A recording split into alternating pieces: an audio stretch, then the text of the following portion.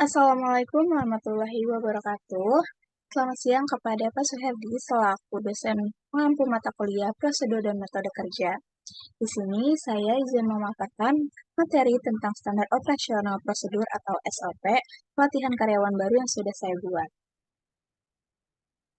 Baik, sebelum masuk ke pemaparan materi, izinkan saya untuk memperkenalkan diri terlebih dahulu. Perkenalkan, saya Diana Lina Prihatiningsih dengan NIM 17124220058. Oke, untuk pemaparan materi yang pertama itu ada pengertian dari SOP. SOP itu adalah singkatan dari Standar Operasional Prosedur, yakni sebuah dokumen yang berhubungan dengan prosedur yang sedang dikerjakan secara urutan untuk menyelesaikan suatu pekerjaan yang memiliki tujuan untuk memperoleh hasil kerja yang paling efektif dari para pekerja dengan kos yang serendah-rendahnya. Untuk di Indonesia sendiri, standar prosedur operasional dikenal dengan proses yang disusun untuk memudahkan, merapikan, dan menertibkan pekerjaan. Sistem ini berisi urutan proses melakukan pekerjaan dari awal sampai akhir. Nah, untuk selanjutnya itu adalah pengertian SOP menurut ahli.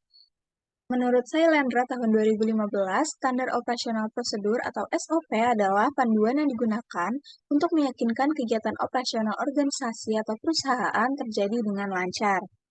Kemudian, menurut Insani tahun 2010, SOP atau Standar Operasional Prosedur adalah dokumen yang berisi serangkaian instruksi tercantum yang dibakukan perihal beragam proses penyelenggaraan administrasi perkantoran yang berisi cara melakukan pekerjaan, kala pelaksana tepat, dan aktor yang berperan di dalam kegiatan. Nah, selanjutnya itu apa sih pentingnya SOP pelatihan karyawan baru? Jadi, sumber daya manusia ini memainkan peran strategis dalam memberikan nilai tambahan bagi suatu organisasi dan memperoleh keunggulan kompetitif dengan menyusun program pelatihan tersebut. Menurut Muzaki et al. Tahun 2019, di era masyarakat 5.0 saat ini, sumber daya manusia atau SDM dianggap sangat penting untuk pembangunan ekonomi, terutama bagi negara-negara berkembang. Pembangunan Indonesia bergantung pada SDM yang sehat, jasmani dan rohani, serta memiliki keterampilan dan pengalaman kerja yang diperlukan untuk mendapatkan pekerjaan dan penghasilan yang layak untuk memenuhi kebutuhan hidup. Nah, untuk tujuan SOP pelatihan karyawan baru ini sendiri adalah untuk memastikan bahwa setiap karyawan baru memiliki pemahaman yang jelas tentang perusahaan, tugas mereka, prosedur operasional, dan juga kebijakan yang relevan. Nah, di sini adalah standar operasional prosedur pelatihan karyawan baru yang sudah saya buat. Yang pertama itu ada persiapan sebelum pelatihan. Jadi, persiapin materi pelatihan termasuk juga presentasi, brosur, dan bahan referensi lainnya. Dan juga jangan lupa untuk mempersiapkan ruang pelatihan yang nyaman dan dilengkapi dengan peralatan presentasi yang diperlukan. Lalu yang kedua itu ada pengenalan perusahaan. Jadi, uh, mulai dengan sesi pengenalan perusahaan yang mencakup sejarah, visi, misi, dan juga nilai-nilai perusahaan. Dan juga jangan lupa dijelaskan struktur organisasi, mulai dari bagian-bagian penting dan juga hubungan antar bagian. Kemudian untuk yang ketiga itu adalah pengenalan kebijakan perusahaan. Setelah mengenalkan asal-muasal visi misi sejarah dan juga um, struktur organisasi perusahaan, jangan lupa juga untuk dijelaskan kebijakan dan prosedur perusahaan terkait dengan kehadiran, cuti, izin, kesehatan, dan keselamatan kerja, serta juga kode etik. Jangan lupa buat diberikan contoh yang konkret untuk memperjelas penerapan kebijakan tersebut dalam konteks pekerjaan sehari-hari.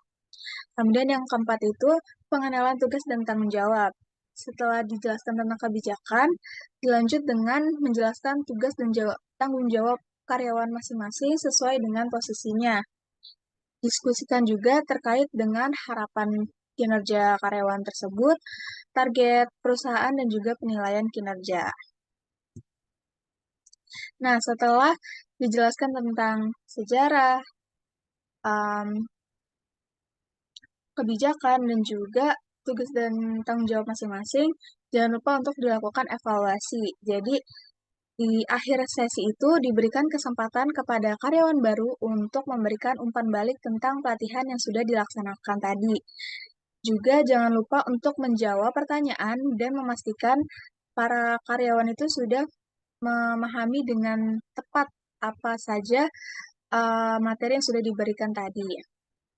Nah, yang terakhir ini adalah sesi khusus. Jadi, setelah evaluasi, jika ada karyawan yang masih belum mengerti, itu akan diadakan sesi khusus untuk menjelaskan prosedur khusus atau perangkat lunak yang digunakan dalam pekerjaan. Contohnya itu seperti apabila ada karyawan baru di perusahaan em, editing. Jadi, diberikan penjelasan terkait dengan aplikasi apa yang akan digunakan. Contohnya, perusahaan tersebut menggunakan aplikasi Adobe, maka jangan lupa untuk karyawan tersebut diajarkan dasar-dasar penggunaan aplikasi Adobe tersebut, seperti itu. Oke, dan terakhir itu adalah kesimpulan. Jadi, pelatihan karyawan baru adalah tahap penting dalam pengenalan mereka dengan perusahaan dan pekerjaan mereka. Standar operasional prosedur atau SOP yang diterapkan dalam proses pelatihan ini memastikan bahwa setiap karyawan baru mendapatkan pemahaman yang jelas tentang perusahaan, tugas mereka, prosedur operasional, dan juga kebijakan yang relevan. Tindak lanjut setelah pelatihan memastikan bahwa karyawan baru memiliki sumber daya dan dukungan yang mereka butuhkan untuk berhasil dalam peran baru mereka.